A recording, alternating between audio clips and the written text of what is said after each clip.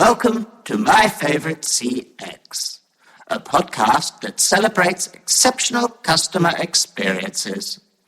To listen to today's, please choose from one of the following options.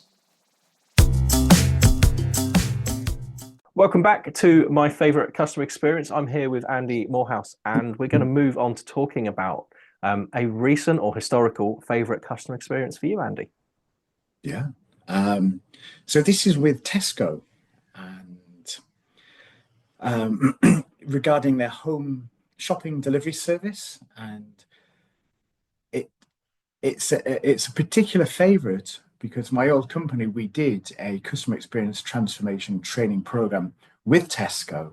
And so as part of a team, my job was to go in and figure out what are the behaviors that drive customer experience. Tesco call it VSAT. So that's a 5 on the CSAT scale, VSAT. If you get a 1, it's called a VDSAT, which I think is a rather unfortunate term, but let's not go there. So a VSAT, looking for a CSAT 5. Not where I live today, but about 4 or 5 years ago, I used to live in a converted watermill down this long, winding little gravel path. I felt like kind of Lord Muck driving. I only rented it, and it was £800 a month, just outside Barnsley, but it was this tiny little converted watermill, this little cottage, middle of nowhere. I had my own mill pond that I could go swimming in with the kids. Absolutely amazing. There's no mobile signal down there. And so any Tesco home delivery driver who's not been there before isn't going to find it. So the local Tesco delivery came out, I don't know, it was like 10:30, 11 in the morning. I'm home with my kids, and the delivery doesn't show up. And so obviously they had attempted to call me, but because there's no mobile signal, I couldn't pick up the call or anything. So I called the customer experience contact center. I said, hey, they haven't shown up. And the person on the phone, there's no canned empathy, there's no false empathy. She said, don't worry, I've got this. I'm going to phone the store and I'm going to make sure they come back out and deliver the shopping. I know you're home with the kids and I guess it must be a bit stressful. So give me 10 minutes. And if they haven't delivered your shopping within the hour, they'll have me to deal with. And I thought, wow. And the principle is own what you can own. So, in the Tesco contact center, they can't own in-field delivery because they're up in Dundee. But the way the advisor owned that engagement was absolutely textbook. So, there's an acknowledgement of, I'm going to be pissed off because I'm home without the food and I've got my 2 kids, and we're waiting to go up for the day. It was a Saturday. But it wasn't, I would feel so frustrated if I was in your situation. But they owned what they could own. And then they call back and they said, look, I'm going to call you back within 10 minutes just to give you an update. But if the driver's not there within an hour, he'll have me to deal with. And I just thought, that's absolutely just amazing. And the shopping turned up. I was going to say, when they said that to you, I know obviously you'd been involved with Tesco. Did you believe it? Yes, absolutely. Because she just instilled a level of confidence in me that it was going to happen. And you see this with in-field, where a brand has an in-field service component.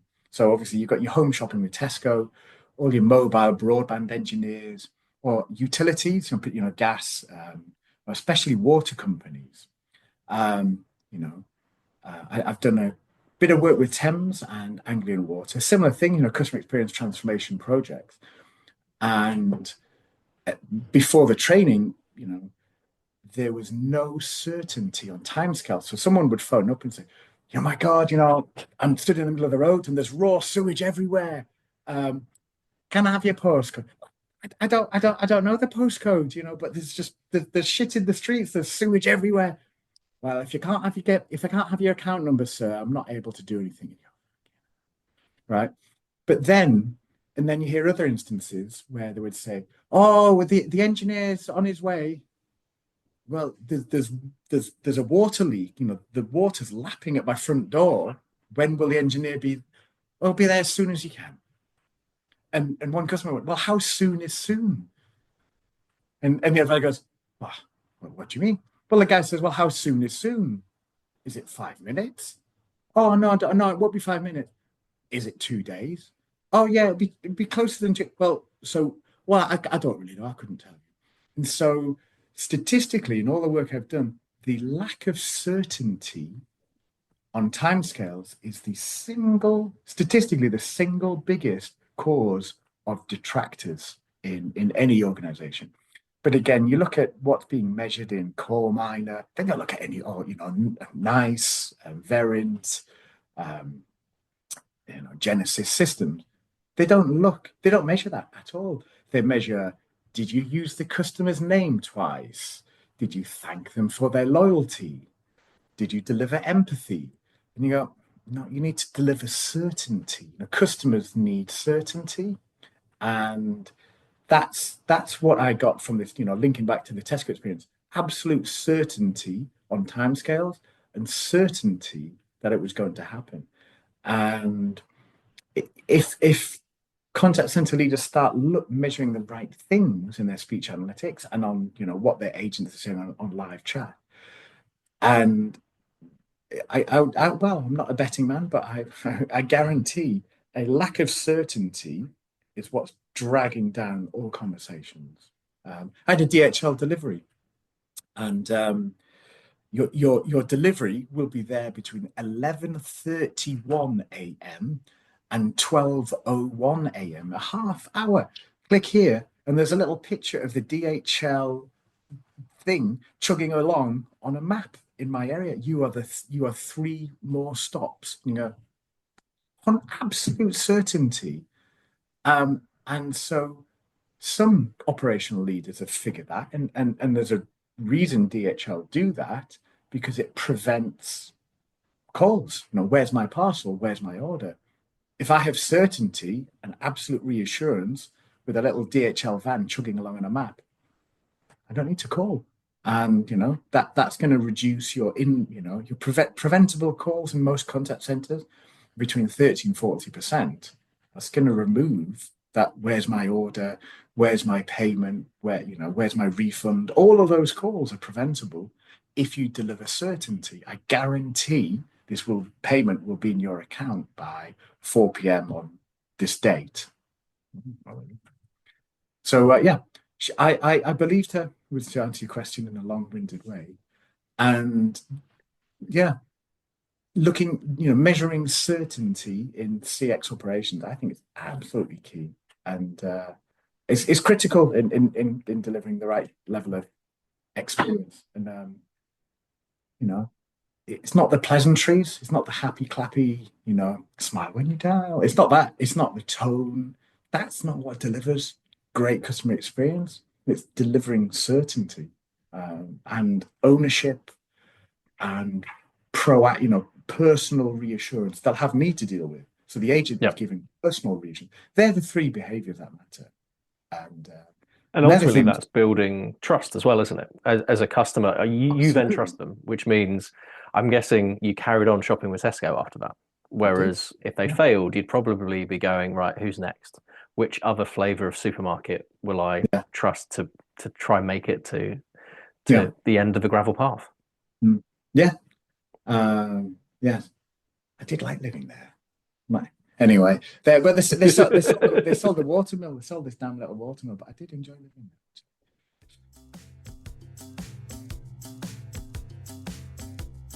Your call is important to us.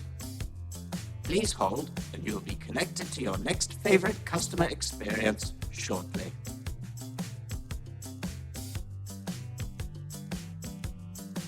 Andy, thank you for walking us through that customer experience with Tesco there and how it made you feel, what made it exceptional. And you also talked about one of your studies that you did for DWP, and I found that it's a long read. We'll put that in the show notes. We'll put a QR code up as well to that article. But where can people find you? Is it LinkedIn, or have you got somewhere else that you generally are putting some content? All of the thought leadership content and articles now go through LinkedIn. My website is alytical.com, but I've kind of neglected it, if I'm really honest, because it's just a lot easier to publish on LinkedIn. I did try Medium for a while, but users have to subscribe to Medium, and people just they don't want to pay to read an article. So I just generally just have LinkedIn as my main channel for everything I do now. But yeah, have a dig around. I think I generally, because I'm not affiliated with any tech company, and I've now left Deloitte and no longer at Capita, I can tell it as it is. And I think, I tend to enjoy prodding tech vendors with a pointy stick. And, you see these spurious claims of, you can remove 30% of your headcount by buying our chatbot. Some 30, some 40, some even publicly say 50% OPEX headcount reduction by buying our chatbot. And you go, that ain't going to happen. And they said 80%. And we kicked them out this particular bank where I was running the tender process for a conversational AI. We kicked them out of the process because it's beyond spurious. It's just not believable. Could you, with the right triage, could you have a long-term sustained 20% reduction on inbound telephony? Yes. But it's not an online chatbot that's going to fix it. It's the right contact orchestration and really being strict. And I'm going to put an article together on this. If someone says, "Hey, can I speak to a human?" it's almost immediately, okay, we go straight to a human. There's no threshold for, actually, it's an address change. No, you're not going to get a human. And I think the smart leaders are even going to start looking at the threshold. If it's a vulnerable customer, they've called 5 times before, then yes. But if someone's just in the IVR going, human, agent, being a bit of a knob, I'm not going to immediately transfer them to one of my human agents for an address change. So looking at the threshold settings in this, again, the tech companies haven't caught up to how, if I'm in hospital A&E and I've stubbed my toe, so I'm a very low value intent, I leave without seeing a doctor. I might leave without even seeing a triage nurse, but 20% of people leave A&E without seeing a doctor. And that's triage working in practice. That's how it should be. 20% of people should leave, a call queue without speaking to anybody. And that's called reverse triage, where you intentionally remove people from a call queue and go, that intent doesn't meet our criteria for a human. There's a web form. Now, you need a very bold and decisive leadership. It needs to work, team. Doesn't it? If you're going to push that person away, that needs to work, because if not, that customer is coming back angrier, unresolved, more dissatisfied. And I think that's the thing. It's a whole holistic approach. It's not one size fits all of here's the chatbot. It's everything. And so I've done some behavioral science around this. So there are ways which have 100% success rate in people leaving a queue. Well, you kick them out, and it's that personal reassurance. We're gonna send you away. If you can't do it, we're going to route you to the front of the queue. So in fact, you can get it done quicker. This is the quickest way. And if it doesn't fail, you'll still get it done quicker than queuing for another 18 minutes. Yeah.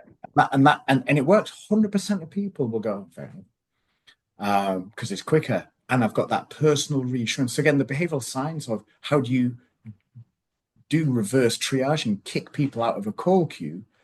We've played around with it, and are leaders ready to turn this on? No. But that's if you've got 60 million phone calls and you're only answering in-house 66%. So DWP is the example, Department of Work Pension. If you look at HMRC, our tax office, in peak season, so end of January is peak. January is peak season. they only answer 12% of all calls.